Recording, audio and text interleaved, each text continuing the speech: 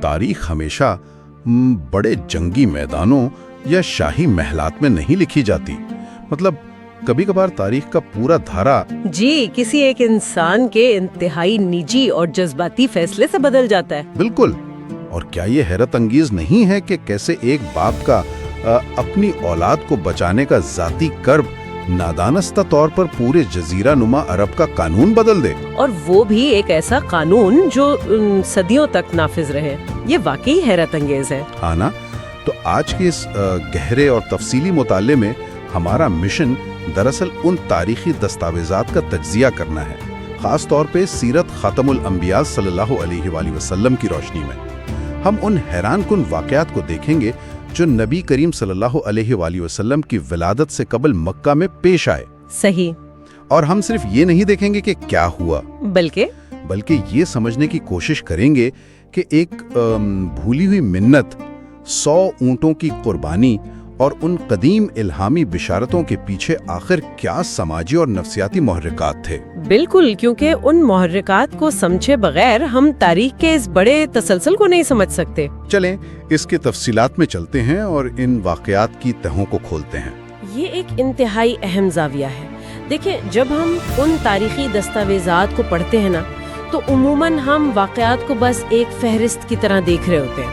ہاں، کہ ایک کے بعد ایک واقعہ ہو گیا. جی، لیکن اگر گہرائی میں جایا جائے تو یہ ذرائع ہمیں محض واقعات نہیں بتاتے، بلکہ ایک بڑے اور مربوط تاریخی تسلسل کی کہانی سناتے ہیں. صحیح. قدیم دنیا میں خواب، منتیں اور قبائلی روایات کس طرح کام کرتی تھیں، ان کو سمجھے بغیر ہم اس دور کی نفسیات کا اندازہ نہیں لگا سکتے. مطلب مکہ جو اس وقت ایک بہت بڑا تجارتی اور مذہبی مرکز تھا، وہاں کے سردار عبد المطلب کا اس عجیب روحانی اور نفسیاتی کشمکش سے گزرنا، وہ محض ایک خاندانی مسئلہ نہیں تھا. جی، وہ دراصل ایک آنے والے عظیم عالمی انقلاب کا پیش خیمہ تھا. تو شروعات اسی نفسیاتی کشمکش سے کرتے ہیں. دستاویزات کے مطابق عبد المطلب اپنی ایک پرانی منت بھول چکے تھے. پھر انہیں خوابوں کا ایک سلسلہ آتا ہے. ہاں، وہ بار بار آنے والے خواب. بالکل. پہلے خواب میں حکم ملتا ہے کہ منت پوری کرو، تو وہ ایک مینڈا ذبح کرتے ہیں. بات نہیں بنتی. پھر خواب آتا ہے وہ ایک بیل ذبح کرتے ہیں. جی، اور پھر اونٹ کی قربانی دیتے ہیں. ہاں، اور آخر کار مطلب وہ صریح حکم آتا ہے کہ اپنے بیٹوں میں سے کسی کو ذبح کرو جیسا کہ تم نے منت مانی تھی.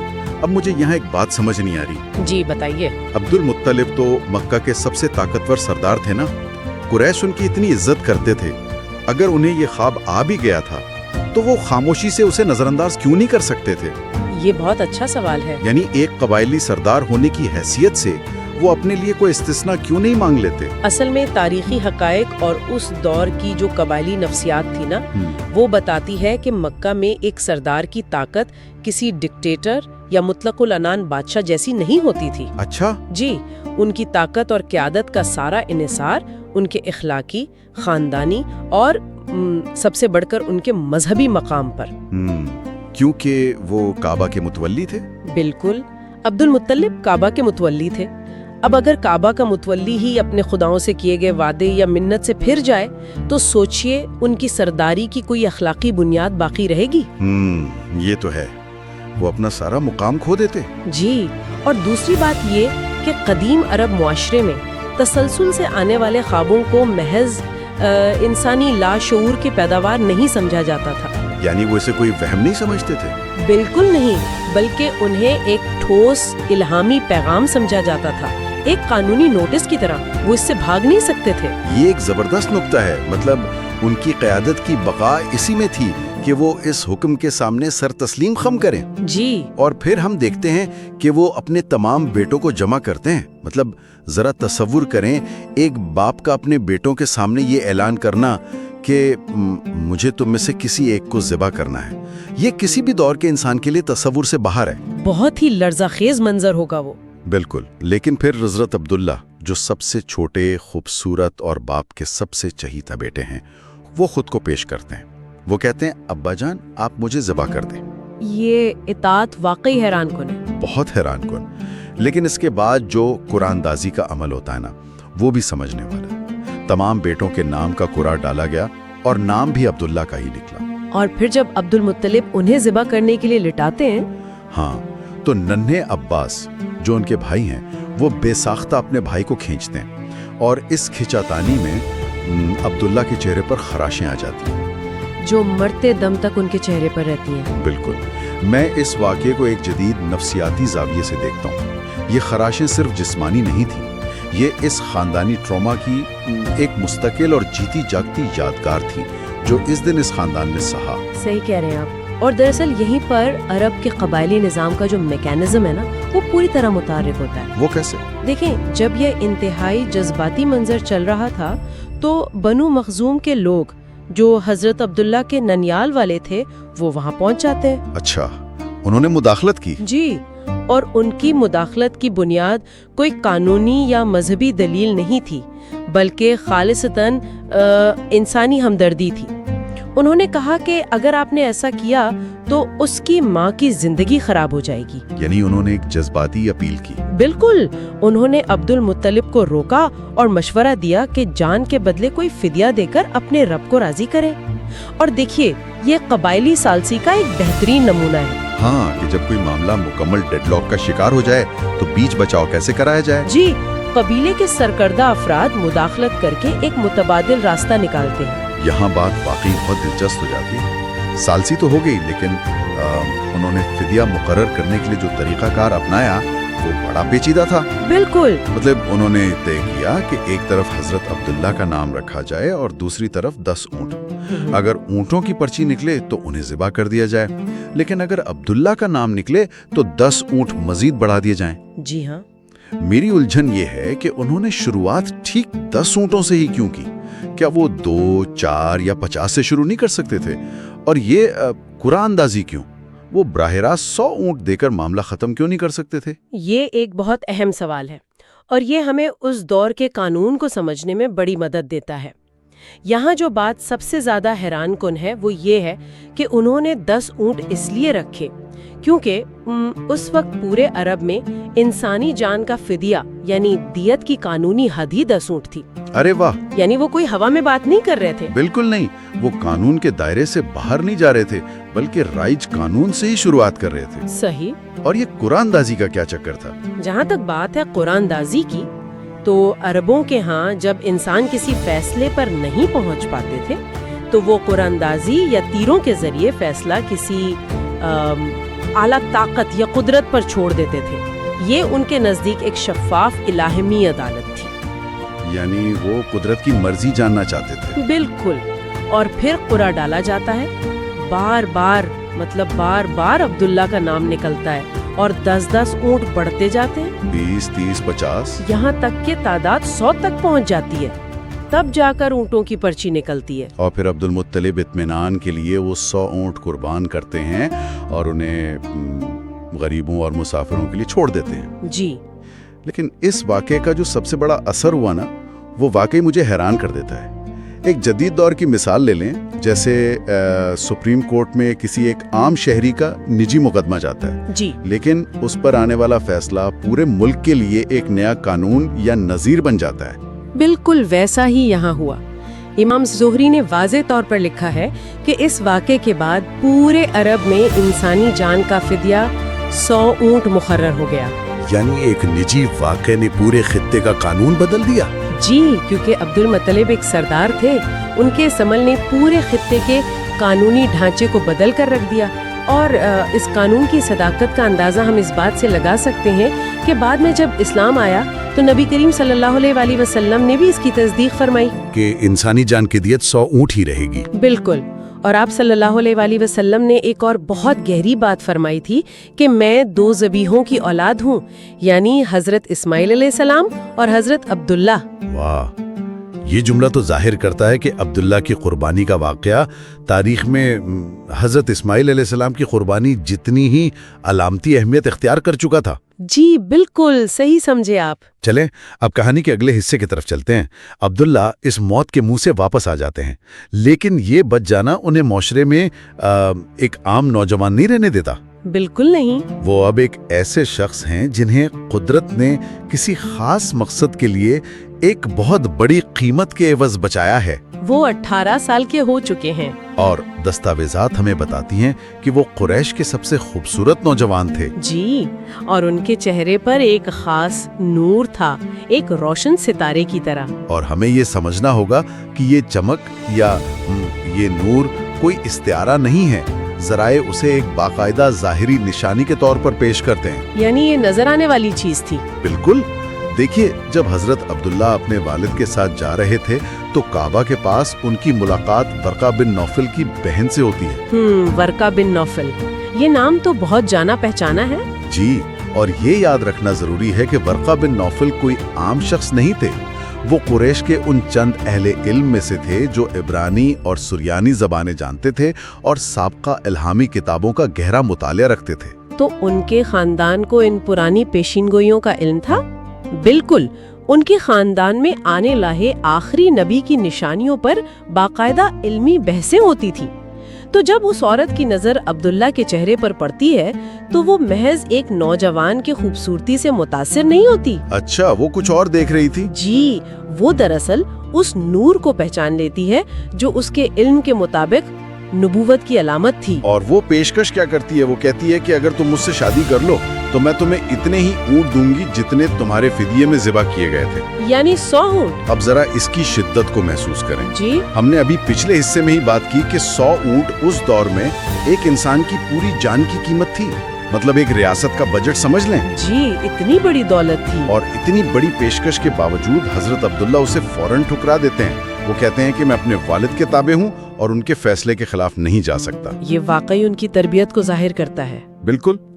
आज के दौर में एक नौजवान को इतनी बड़ी दौलत और खुद मुख्तारी की पेशकश हो तो वो शायद दो बार ना सोचें, लेकिन अब्दुल्ला का फैसला उनके सख्त कबायली डिसिप्लिन और अखलाकी तरबियत की अक्कासी करता है। अगर हम इस वाक़े को बड़े तनाज़र में देखें तो ये साबित होता है कि ये अहले इल्म मक्का में खामोशी से तारीख के इस बड़े वाक़े का इंतजार कर रहे थे। दो एक बहुत बड़े वाक़े के मुंतज़िर थे। जी, वो औरत महज एक रिश्ता नहीं मांग रही थी, वो दरअसल उस अजीम रूहानी विरसे में अपना हिस्सा डालना चाहती थी जो अब्दुल्ला के जरिए आगे मुंतकिल होना था। यानी वो जानती थी कि ये नूर एक जिनियाती और रूहानी अमानत है जो अगली नस्ल में मुंतकिल होगी। बिल्कुल, लेकिन कुदरत के फैसले इंसानी पेशकशों के मोहताज नहीं होते। हजरत अब्दुल्ला की शादी हजरत आमिना से होती है जो नसब, अखलाक और खानदानी मकाम के एतबार से कुरैश की सबसे अफजल खातून थी। और फिर वो नूर मुंतकिल हो जाता है। जी, जराए बड़ी सराहत से बताते हैं कि शादी के बाद वो नूर जो अब्दुल्ला के चेहरे पर था वो हजरत आमिना के चेहरे की तरफ मुंतकिल हो गया। से ज़मीनी वाक़यात का दायरा सुकड़ता है और आसमानी बिशारतों का दायरा वसी होने लगता है। बिल्कुल। हजरत आमिना के यहाँ जब उम्मीद होती है तो उनके तजुर्बात आम माओं से बिल्कुल मुख्तलिफ थे।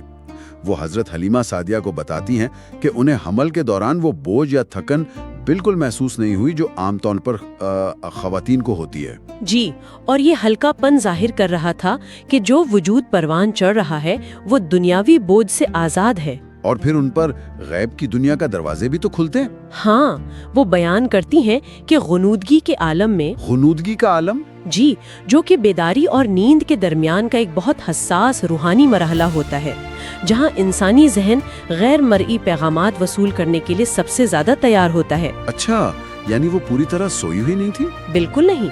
इस हालत में उनके पास एक फरिश्ता इंसानी शक्ल में आता है। वो उन्हें एक बहुत बड़ी हकीकत से आगाह करता है कि तुम इस उम्मत के सरदार और नबी की माँ बनने वाली हो। और उन्हें कोई हिदायत भी देता है? जी, वो इन्हें दो वाज़ेह हिदायत देता है। एक ये कि बच्चे को हसद करने वालों के शर से अल्लाह की पनाह में दो, और दूसरा ये कि इसका नाम मोहम्मद रखो। तो इस सब का मतलब क्या है? देखिए, ये नाम मोहम्मद कोई आम नाम तो नहीं था ना। इस वक्त अरब में ये नाम बहुत ही नायाब था। बिल्कुल, बहुत कम सुना गया था। इस नाम के इंतखाब के पीछे पूरा एक इलाहामी फलसफा नजर आता है। ज़राया बताते हैं कि तौरात में उनका नाम अहमद है और ज़मीन व आसमान वाले इनकी तारीफ करते हैं। इंजील में भी यही नाम आया है और कुरान में नाम मोहम्मद है। जी, ये एक बहुत गहरा रब्त है। मैं जब इन मुख्तलिफ किताबों के हवालों को देखता हूँ तो ऐसा लगता है कि मक्का का ये खामोश घर जहाँ एक अकेली खातून ख्वाब देख रही हैं, اس کا رابطہ ہزاروں سال پرانی الہامی تاریخ اور حضرت موسیٰ اور حضرت عیسیٰ کی دعاؤں سے جڑا ہوا ہے۔ یہاں ایک اہم سوال پیدا ہوتا ہے، جی فرمائیے۔ کیا یہ بشارتیں محض مکہ کے لوگوں کے لیے تھیں؟ میرا تو خیال ہے کہ نہیں۔ بالکل نہیں۔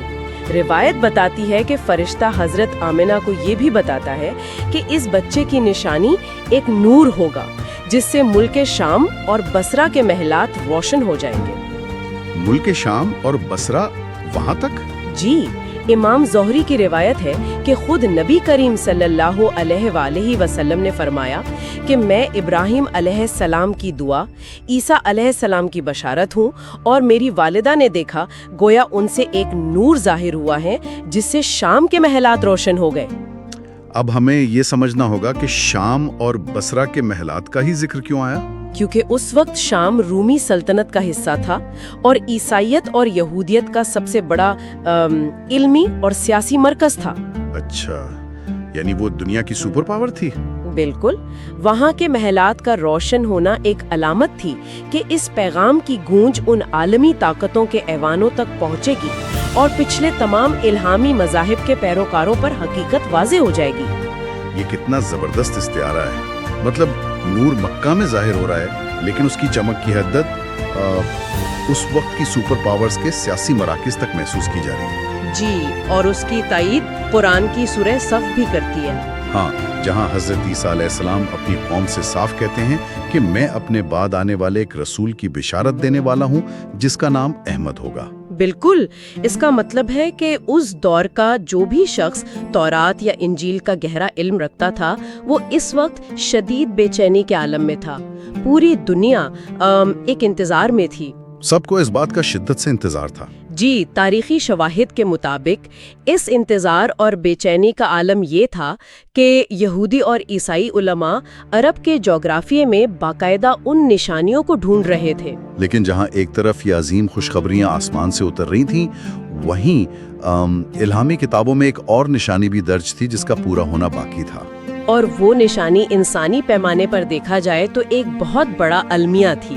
بالکل، پچھلی کتابوں کی بشارتوں میں یہ بات صراحت کے ساتھ موجود تھی کہ یہ آخری نبی یتیم ہوں گے، یعنی ان کے والد کا انتقال ان کی ولادت سے پہلے ہو جائے گا۔ جی، یہ ایک بہت المناک موڑ ہے۔ یہاں آ کر داستان واقعی ایک بہت گہرے اور اداس موڑ پر آ جاتی ہے۔ ذرا اس تضاد کو محسوس کریں۔ ایک طرف وہ نوجوان حضرت عبداللہ ہیں جنہیں موت کے منہ سے نکالنے کے لیے 100 اونٹوں کی خطیر قربانی دی گئی، جن کی ایک جھلک دیکھنے اور شادی کے لیے اہل علم 100 اونٹ لٹانے کو تیار تھے۔ اور دوسری طرف قدرت کا فیصلہ دیکھیں۔ ہاں، وہی نوجوان اپنے بچے کی پیدائش کی خوشی دیکھنے سے پہلے ہی اس دنیا سے رخصت ہونے والا ہے۔ عبداللہ تجارت کی غرض سے ایک قافلے کے ساتھ گئے تھے، واپسی پر وہ بیمار ہو گئے۔ جی، بہت سخت بیمار ہو گئے۔ جب قافلہ مدینہ منورہ کے پاس سے گزرا تو وہ اتنے کمزور ہو چکے تھے کہ سفر جاری نہ رکھ سکے۔ انہوں نے اپنے ننیال بنو نجار کے ہاں قیام کیا۔ 1 ماہ تک وہ بیماری سے لڑتے رہے اور پھر وہیں انتقال کر گئے اور مدینہ میں ہی دفن ہوئے۔ ذرا سوچئے، مکہ میں بیٹھے بوڑھے باپ یعنی عبد المطلب کے لیے یہ صدمہ کتنا دہلا دینے والا ہوگا۔ بالکل، بہت شدید صدمہ ہوگا۔ جب وہ قافلہ مکہ پہنچتا ہے اور عبداللہ ان میں نہیں ہوتے، انہیں بتایا جاتا ہے کہ وہ بیمار ہیں اور مدینہ میں رک گئے ہیں۔ وہ فوراً اپنے بیٹے زبیر کو بھیجتے ہیں۔ لیکن جب زبیر وہاں پہنچتے ہیں تو بہت دیر ہو چکی ہوتی ہے۔ انسانی اور جذباتی سطح پر یہ ایک باپ کے لیے تباہ کن تھا۔ جس بیٹے کو اس نے چھری کے نیچے سے بمشکل بچایا تھا، جس کے لیے اس نے پورے قبائلی نظام کی جڑیں ہلا دی تھیں، وہ بیٹا ایک خاموش تجارتی سفر میں جان کی بازی ہار گیا۔ بظاہر یہ ایک بہت ہی المناک اور بے وقت موت لگتی ہے، لیکن اگر ہم اسے تاریخی اور الہامی عدسے سے دیکھیں تو یہ موت بے وقت نہیں تھی، بلکہ اس کا وقت سیکنڈز کی حد تک طے شدہ تھا۔ یہ بات بہت گہری ہے۔